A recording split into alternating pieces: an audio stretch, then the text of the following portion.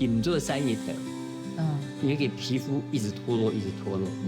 跟着参加那个糖尿病啊，他也带去过马来西亚嘅投资人来，所以佢能夠來啊，佢可見那個是不是從事那個糖尿病啊？咖啡都以前咱的出沒。係啊，哇！佢講啊，佢係哪個節目係佢精神上嘅唯一嘅朋友啊，因為佢冇辦法出門。佢就他們只做在用收音機來談嘛。佢一號唱歌喲。所以現場可以有唱歌本太個堂哦。哇，這個是很難得的緣分啊！係啊。啊，佢都給咩係也係唔替白見到伊。這個係因為自從中國時報有播通這個馬來西亞嘅穿山甲的，然後引起台灣多年嘅關心同情，所以台灣嘅長江醫院啊，就講。就是講佢願意免費來俾壯姊妹做治療，所以佢每擺只要來台灣接受治療，佢聽說我來請來咧。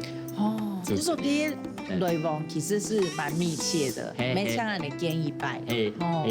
但係咧也有冇佢上嚟節目嘅相片有冇？係啊，對。就說以前有來上節目啊。係啊。變真嘅變到好朋友咧。係啊，也是真的老師很透露發講掛鋼琴咧，真嘅係用心睇交白啊，也咩係貼拍咧糖油草嘛。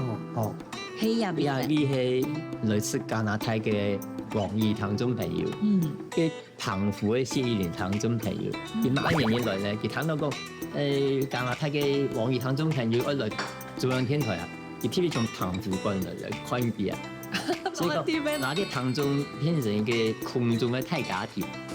弄安地配，就大家還會彼此認識啊。係啊，像黃義堂中朋友啊，佢講佢係蘇堂嘅2個司機跨司機嘅堂中朋友，堂係中央天台節目、客家話節目。佢講咧，佢從20世紀談到21世紀咁嘅跨世紀嘅拼圖嚟啊。用嘅從北半球談到南半球，南半球談到北半球。哪原因呢？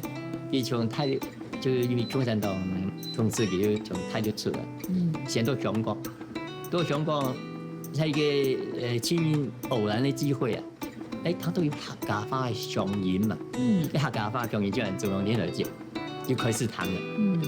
因為佢有機會到南非去發展，到了南非，佢繼續談嚟那個客家話節。就北半球談到南半球，後來佢退休以後呢，以後全家就搬到這個加拿大定居啊，加拿大嘅多倫多嘅定居，要繼續談嚟那個節目，所以佢講係從北半球談到南半球，南半球談到北半球嘅談中地。